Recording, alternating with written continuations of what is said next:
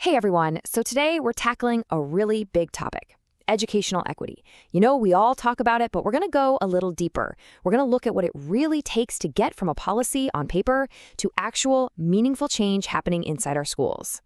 So where does this conversation usually start? Well, for a lot of us, it's right here. The thinking is, okay, let's just get the right books and the right lessons in there, diversify the curriculum, adjust how we teach, and that'll fix the inequality. And look, it's a totally logical place to begin. It's an important step, for sure. But what if that's just not enough? What if after all that hard work, we realize we've only been chipping away at the very tip of the iceberg? That's the big question we're digging into today. What if the real problems, the deep roots of inequity, are actually happening way outside the classroom? And that brings us to this idea of looking beyond just classroom fixes. Because here's the thing. All those efforts inside the classroom, they are absolutely crucial, but they often can't stand up against these bigger, kind of invisible systems that are shaping everything for a student before they even walk through the door. Yeah, so these are the go-to fixes, right? We've all heard of them: bringing in different kinds of books, changing up lessons to help all students, breaking down big assignments. These are the things rockstar teachers are doing every single day. But, and this is a big but, all that great work can get completely derailed by forces that are way bigger than any one classroom. Okay, so to really get what's going on, we have to zoom out. We need to take a systemic point of view to see the whole machine at work. And when we do that, we can see there are really three big layers that are all tangled up together: policy, social class, and racism. All right, first up is the policy layer. It's easy to think a new policy is like a magic wand. Poof, problem solved. But it just doesn't work that way. As researchers like Martino have shown, a policy document is just words on paper. Its real impact, for better or worse, all comes down to how it gets translated and used by real people: the school board, the principal, the teacher in the classroom. It changes at every step. Then there's the class layer. And this is where things get really interesting, because it's about all those everyday school rules that seem totally neutral, but they're not. Think about it. Who gets put into which academic stream? Who has to take certain tests? Even something as simple as a laptop loan policy. These little things can actually end up creating huge disadvantages based on social class, even when they're wrapped in the language of equity. And that leads us to the third and absolutely critical layer. Just take a second to read this quote. "The teacher said nothing when racial harm was inflicted." This comes from research on the real experiences of Black girls in our schools, and it's just gut-wrenching. It takes all these abstract ideas we're talking about and makes them painfully real.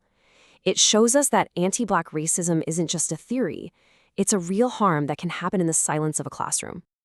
So, okay, we've got these three layers, right? The way policy gets interpreted, the hidden rules of social class, and the reality of racism.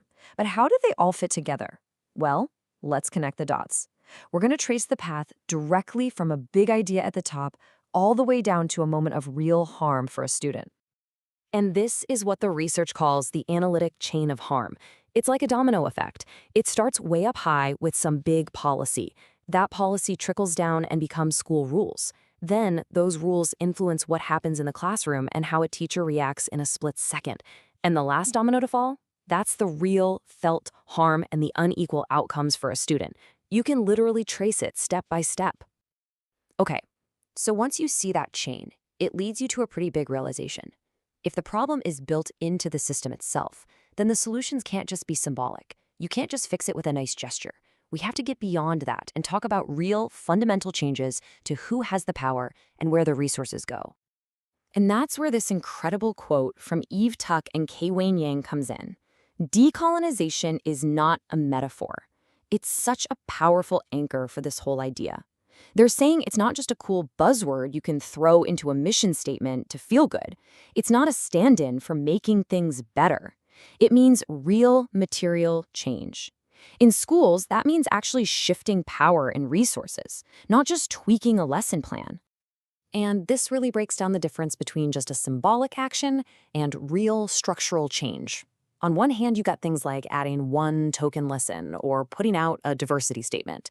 It looks good. But on the other hand, you have truly co-designing curriculum with paid Indigenous knowledge holders, or actually handing over decision-making power and money. See the difference? One is about appearances, the other is about real substance. I know this all sounds kind of heavy and theoretical, but the cool thing is it actually leads to a really clear blueprint for what to do next. So let's get practical. What does putting all this theory into practice actually look like? How do we make this happen on a Tuesday morning at school? Well, here's a great breakdown. Look at the different areas. For the classroom, it's something as concrete as having prepared, practiced responses for when a slur is used, so a teacher isn't just frozen in the moment. At the school policy level, it means going back and auditing those things we talked about, the laptop rules, the deadline policies, and asking, who is this actually hurting? It's about being deliberate and proactive at every single level. And here's the kicker. None of this works if people are just doing it on their own. It has to be a coordinated effort. You've got to bring everyone into the room: teachers, admins, parents, community leaders. You run pilot programs to see what works. You measure the things that actually matter, like tracking suspension rates by race. And you provide real, ongoing coaching for teachers, not just a single workshop. You basically have to build a new system whose job it is to change the old system. So this all leaves us with a couple of really big, important questions to think about. First, how do we build real, binding accountability into our policies so they have actual teeth and aren't just nice-sounding ideas? And second, what kind of training will genuinely change how a teacher responds in that critical moment of harm so we never have to hear students say, the teacher said nothing? These are the tough questions, but they're the ones that could actually lead to some real change. Thanks for diving in with us today.